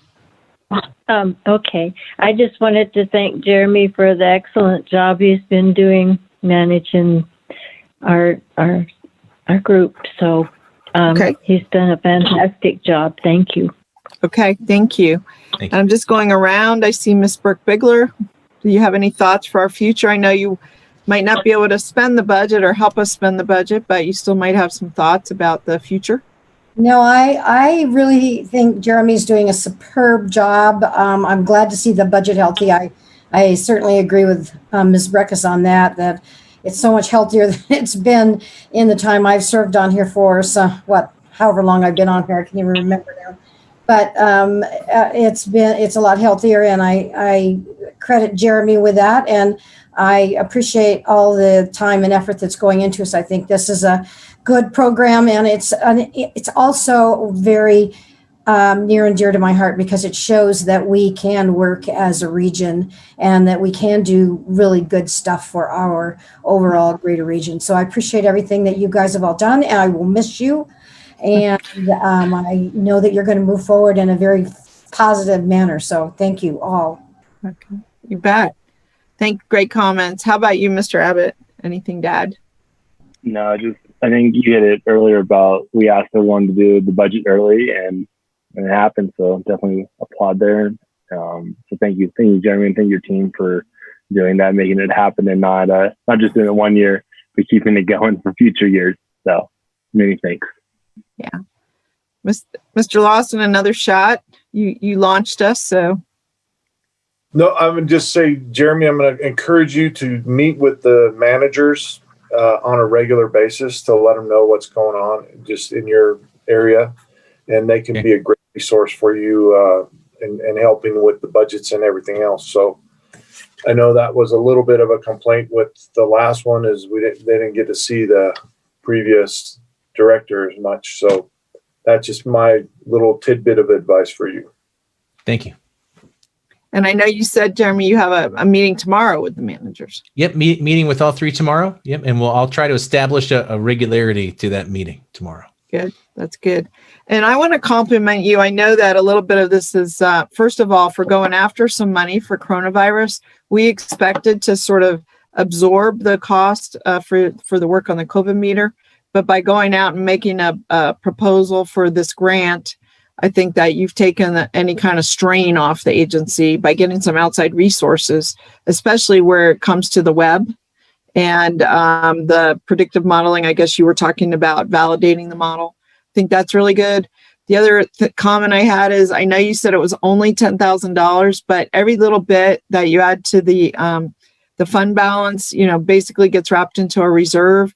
And kind of takes us away from what some of the people that have been on here for a longer period are talking about, those really stressful times. And, you obviously need quite a bit more, at least, I know at City Arena, we're looking at a 7% fund balance, but you need some kind of fund balance so that if things do go south, or there is a cut, or there's a change, you have that little bit of reserve built in, especially for a small agency like this. You can be tipped over by the smallest thing. Because your budget's so small. It's less than $1 million. I mean, it's right at $1 million. So it's pretty tiny. And so it's very sensitive to changing weather climate, so to speak.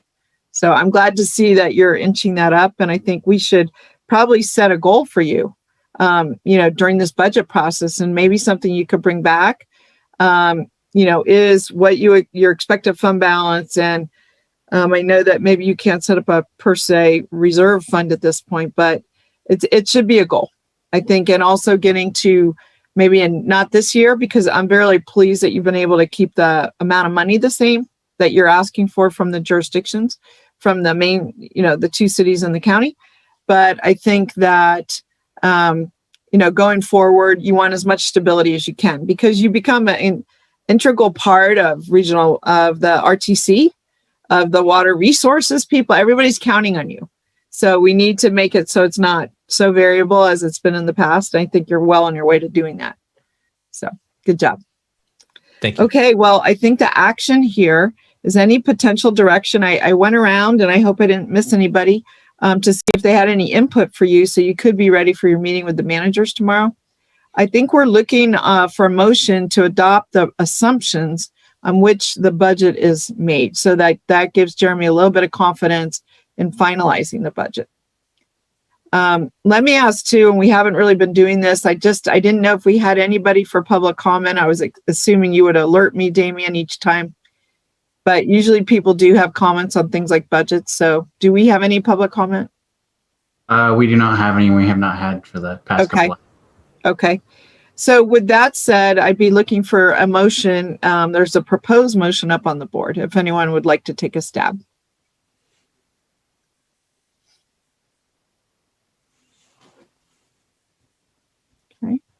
I'll be happy to for it. Oh. Okay. All right. We'll go with Ms. Burke-Bigler with a motion, and Mr. Abbott for a second. And is that to approve what's up on the screen, the proposed motion? Okay. All right. So we've got a motion and a second. Any further discussion? All right. All in favor, please vote aye. Aye. Aye. Any opposed?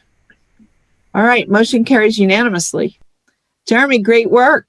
We're well on our way this year. This feels much better than it did last year. Good. I really appreciate it. Okay, with that, we're going to turn to a highlight of our meeting, our Washoe County School District Board of Trustees members report. And I know we already highlighted this, that this will be your last report. And I know a lot has been happening at the school. So why don't you fill us in? Thank you, Madam Chair, and thank you to everybody. It's really been an honor and a pleasure to serve with you in some small way, and I hope that whoever follows me as representative from the school district Board of Trustees will be able to continue serving you well. I know we probably won't have anyone that will have a great deal of planning and land use experience, so I know you'll be patient with whoever comes on board from the school district.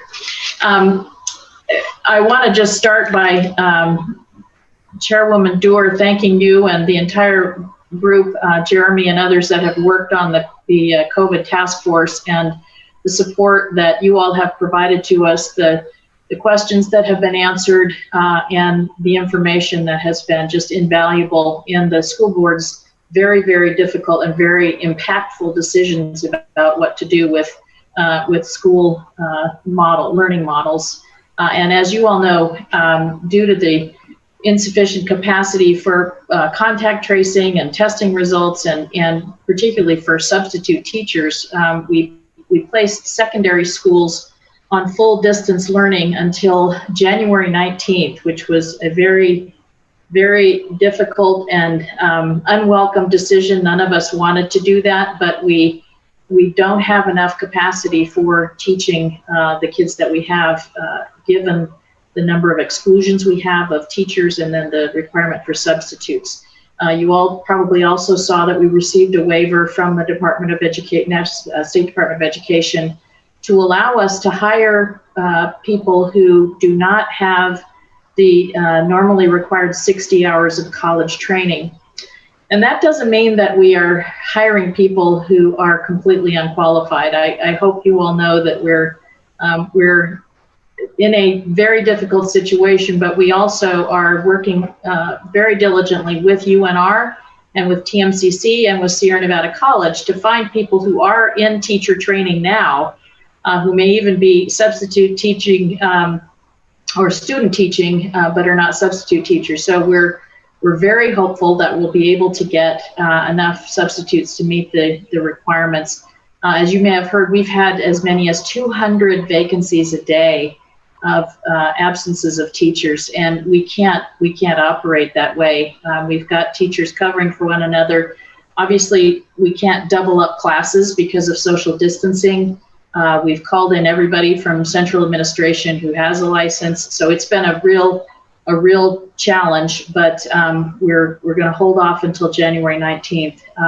That also allows for the contact tracers who are being hired to get trained. And I want to give a shout out to the county, and particularly to County Manager Eric Brown, who stepped up to assign county employees, 42 county employees, to become contact tracers, and they are being trained so that they can begin work in January to help us get kids back into classrooms and get teachers back into classrooms. And of course, you know, we all want kids to be in school. The research is growing that the net benefits of being in school outweigh the risks, and we've got lots of data both locally and nationally about that. So we're working hard to make that happen. We also, at our meeting on Tuesday night, when we decided to have distance learning until January 19th for secondary, we also asked the superintendent to make all possible efforts to allow our secondary students, that's middle and high school, to restart activities as soon as January 4th, things like physical conditioning for sports. We know that if we start up athletic events, competitions safely, the governor's directive will not permit us to do wrestling or basketball, but will allow us to do some other sports. When we start that up, kids have to have had physical conditioning in order to prevent future injuries. So we're going to try to start up physical conditioning and things like our band and other activities, ROTC, because we know that children need those activities for their mental health, for their development, for their growth. But our challenge is that we have to have transportation for them. So and we also have to have staff for them. So the superintendent has been directed to pursue all possible efforts to manage the logistics and the operations to get kids into those activities that we know are so important to them.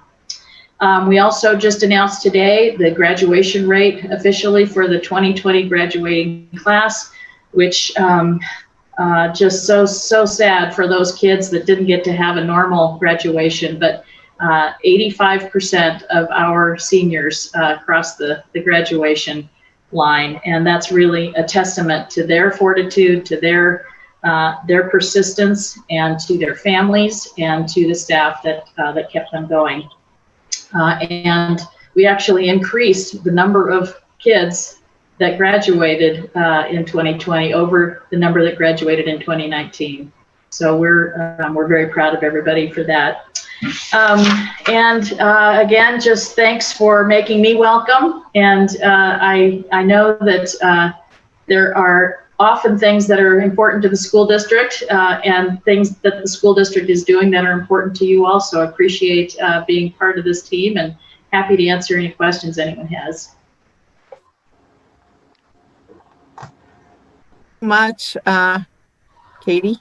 We appreciate this so much. I mean, we are definitely going to miss you, and I know whoever is coming from the school board is going to have to do some work to get caught up both on this board and what you're doing on the school board. I mean, that's a big lift. So any commentary, questions for our liaison? Yes. I'm going to miss you, Katie. Oh, thank you, Ed. Likewise. Bonnie, did you want to speak?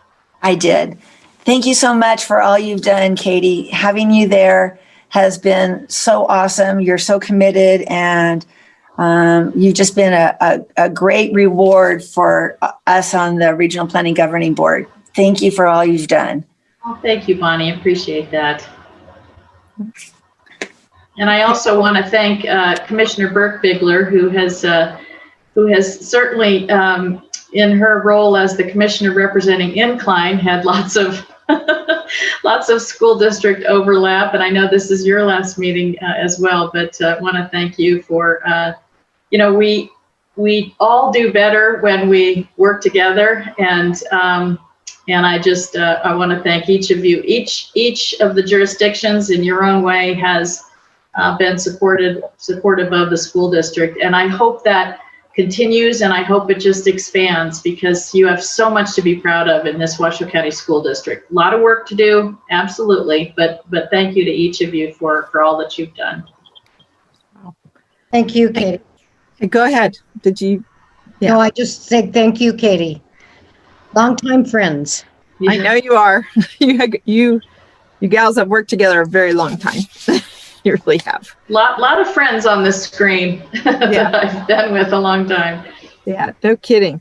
Well, all I can say is that, what you're doing at the school district and trying to deal with what you're dealing with, I've already said it before in previous meetings, but it sort of dwarfs what the rest of us are doing. We all have our challenges, but you have extreme challenges because you're that direct connection with students every single day.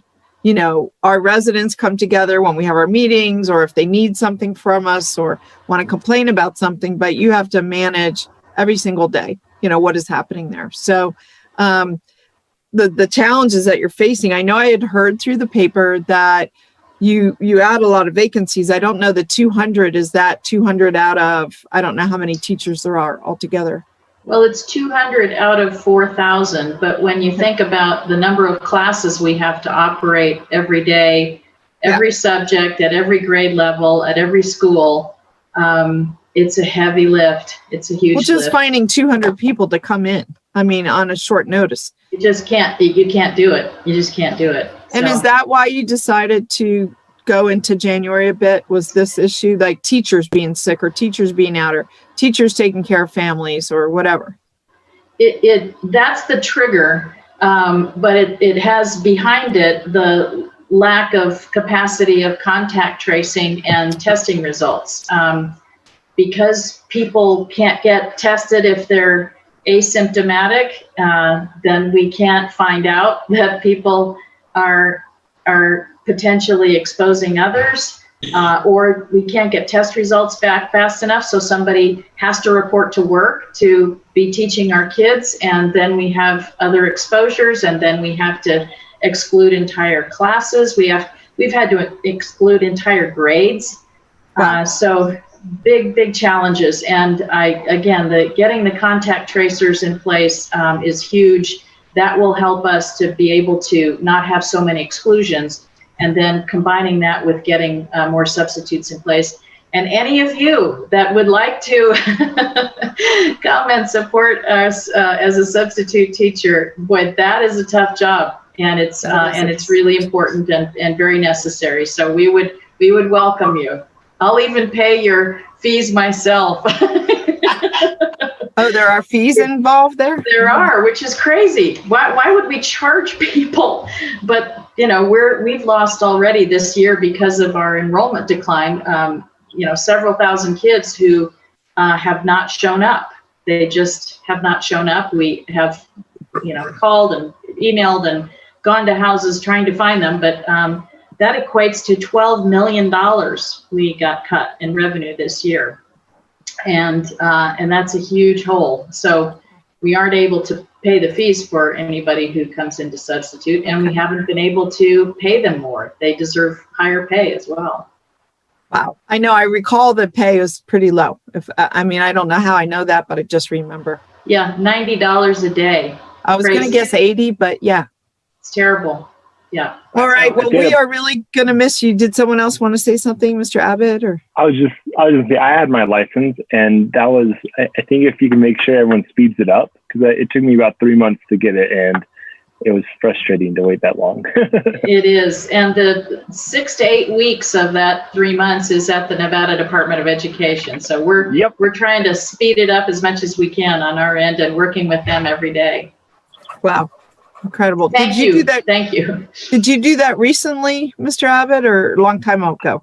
I subbed, I think, in 2018. And I only subbed at Sparks High School, just my old high school. So, but it was just a couple times. So. Thank you for that. That's awesome. Incredible. All right. Well, I'm going to miss you too, Katie. I think Thanks, you know Amy. that.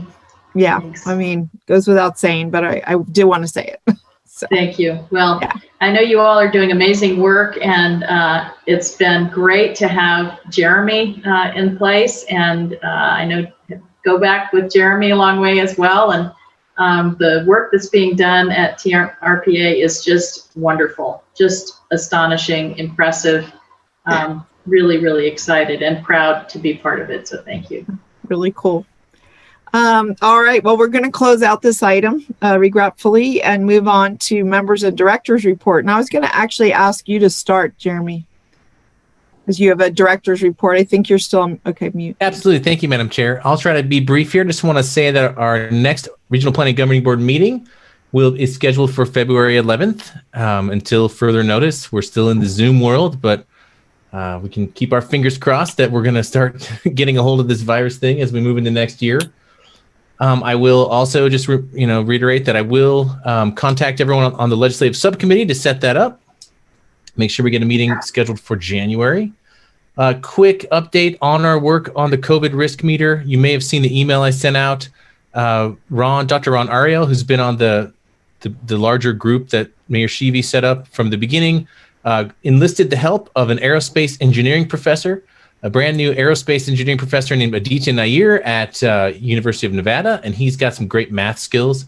And so he's actually helped to add a predictive aspect to the risk meter. So in addition to tracking what we're tracking, which right now, by the way, is very high and approaching the purple severe condition, which is a setting we hoped we would never actually get to. We haven't actually hit it yet, even for a single day, but his prediction is that we will. And so I'll be running those numbers right after this meeting to see where we come down.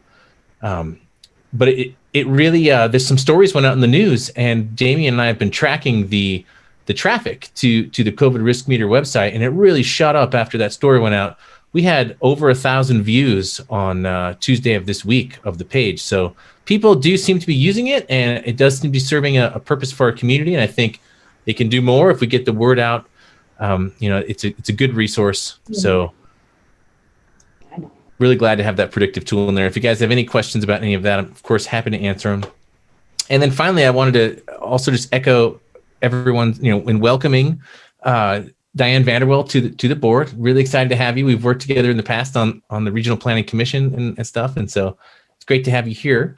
Looking forward to great things. And then I would like to say thank you very much for the service to Commissioner Burke Bigler and Trustee Simon Holland. Really am going to miss both of you. Appreciate the time you spent, and I hope you'll come back and join us in February for a formal resolution thanking you for your service. I really appreciate that. So with that, I just wanted to say, I guess I'm probably not going to see many of you guys before the holiday, so I hope you have a very Merry Christmas and a great New Year, and looking forward to doing more together next year. Okay. Thank you. All right, great. Appreciate those comments. Well, I'll launch off on 2 notes on member comments. I'll just mention that I guess I'm wearing blue in honor of Hanukkah, actually. We're going to have a virtual Hanukkah menorah lighting tonight, immediately after this meeting, 5 o'clock, similar to our holiday tree, where we just had Mayor Sheevy and one family. It's going to be very similar. We're going to have me and one family light the menorah, and it'll just be up for one day. We're using a nicer one, and so it'll be out on the City Plaza. You can watch virtually on YouTube, on the City of Reno's YouTube channel if you're interested. And also, we've been very jealous of Sparks and how well they've done with their holiday decorations, and it has not gone unnoticed. And so we decided that we're not in any kind of competition, but we did want to ramp up our efforts, which were, I will say, the whole 6 years I've been on council, very anemic. So with the throwdown that we got from Sparks last year and how fantastic their holiday tree was, we did some work and we upgraded our decorations, but we didn't just stop there.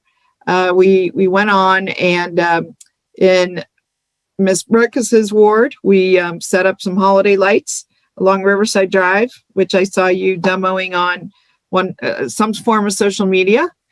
And then tonight, I'm hoping to stop by our lights that we wrapped around the trees in Midtown, which were placed by RTC. We're very grateful. It took some doing to change the mindset to get them beyond building a road is just building a road and sidewalks, to understand that they're building an environment, especially in a major shopping district.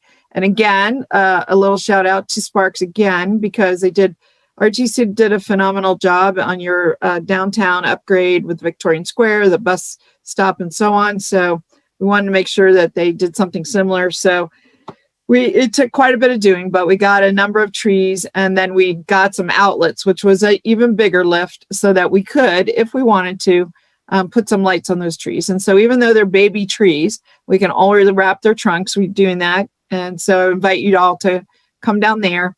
And then finally, I'm saving my best comments for Miss Burke Bigler. Thank you so much for everything you've done for the region, for the county commission, and for this board. It has not gone unnoticed. You've got some strong views, and I think we really benefit from those views. In other words, when people are just sort of on the sidelines, you don't know really where they stand, and it doesn't really help you develop a consensus because you don't know where people are. But I think that you've always been really good on saying, I care about this, or I feel this way. I think we should go on this path. And I just really appreciate that. As a colleague, I've come to depend on it, actually. So we're going to miss you, Marcia, very much. Very much. Thank you. Yeah, you bet. I'm opening for any other board comments on any topic that you wish. So, Ms. Breckus, yes. Yeah, I mean, I echo a lot of what's been said, and wish everyone a great end to this difficult year. I just want to throw out that the threat meter, I I would be curious how many of those 2,000 people, who are going forward are trying to understand if those match up with some sort of actions of, public policy response. And it doesn't appear that they do. It's bad out there, which I know is always our intent and probably not even our responsibility. But with it so bad out there, I think what we have here in Nevada strikes so differently from what they have in California. Purple tier means this ain't happening. That ain't happening. It's going this way. And, I wish there'd be some leadership at the regional level to sync those up, but I'm not seeing it. And I think that's sad. And I think we're paying the price here. That's my comment. And I made similar comments yesterday to the Reno City Council. So I'll just respond in one way. When we set up the meter, we didn't go into this saying, let's set up a meter. We went into it just saying, let's coordinate better on the virus. Let's advise the mayor and her duties. When we got together about 2 months into it was when we said maybe we could develop a meter. And the meter was intentionally designed to help people in their own personal behavior. And there are actually on the website, each color has some recommended actions on personal behavior, and severe or purple is stay home. And so it's very clear what the recommended actions are at an individual level. We don't want to get those confused with a governmental level because the meter is more like a thermometer. It might be 95 out, but it doesn't tell you what you do. It tells you it's 95 out. And it's up to an individual if they're very heat sensitive to stay out of the sun. But let's say that it's 95 out, but there's also high winds. There could be governmental actions that speak about fire, that speak about protecting older people or people who are sensitive to the heat. And that might be a government recommendation. And so we have held back, as the school board knows, as Katie knows, we've held back on the meter in getting involved in that, even though people wanted us to. And there may come a time that people want to do what, as you mentioned, California, tie what we're seeing in virus and activity back to some governmental action, be it at the state or local level. But it is informative and it's not nothing. I mean, it's telling us things are severe, hospitals are overloaded. In order to be hitting severe, you have to be hitting on every level, on people looking for tests, test positivity, beds, what's happening with coronavirus in the hospitals, what's happening in the hospitals generally. So they all have to be hitting to get into that purple, and we're about to have them all hitting. So really, you're making a good point, though. Regionally, we do have the LEAP, I think, and we have our county coordination plan, and maybe they will start looking at this, the meter, and maybe making some recommendations at a government level for changes. So that's just, I don't disagree with you. I'm just saying that isn't what the meter itself was designed for, but it certainly can be used more broadly. So any other comments from anyone? Okay. Looks like we're all quiet. I see our attorneys are here and they're ready to leap into action in terms of legal counsel's report. And I see Jessica Prunty and Norm Azevedo. So I didn't know if, actually, I'm not sure I still see Norm, actually. Yes, thank you, Madam Chair. Jessica lost Norm. Norm lost his connection. He sends his apologies. We both want to wish everyone warmest wishes for a safe and happy holiday season, and also a fond farewell to Commissioner Burke Bigler and Trustee Simon Holland. Thank you for your great leadership, and we've enjoyed working with you while you've been on the board. Thank you very much. Thank you so much for that, Jessica. We sort of combined board comments with the previous item on member reports, and I probably led us astray a little bit on that item, but we do have now board comments and requests for future agenda items. Would anybody like to recommend something? Yes, Ms. Breckus. Yeah, I mean, just to my other comment about the plan and, to me, there's about 30% more work to be done on it with those two sections. And, because we're under, it's a statutory 5-year update, right? Or is it 7.5? So we're already a year in. And if it's going to take another year, then you got this thing half baked for the update. And I've been around since 98 on these. Not all updates are created equal, I guess. And that's I think perfectly fair. But with that, I think to keep, what we said we were going to do when we passed that plan front and center, it should be on every agenda and explaining the plan process, the deliverables, the milestones. That's just what I see. I really always have wanted to keep this agency so focused on the plan because I think adherence to the statute is the most, important thing we have to do here. Thanks. We'll take that into consideration, balancing when Jeremy thinks it's right time to give us another update. But I hear you. We want to keep our eye on the ball. So, and you and I were in accord on both wanting that natural resource plan. It was not doable in this last update, but we want it.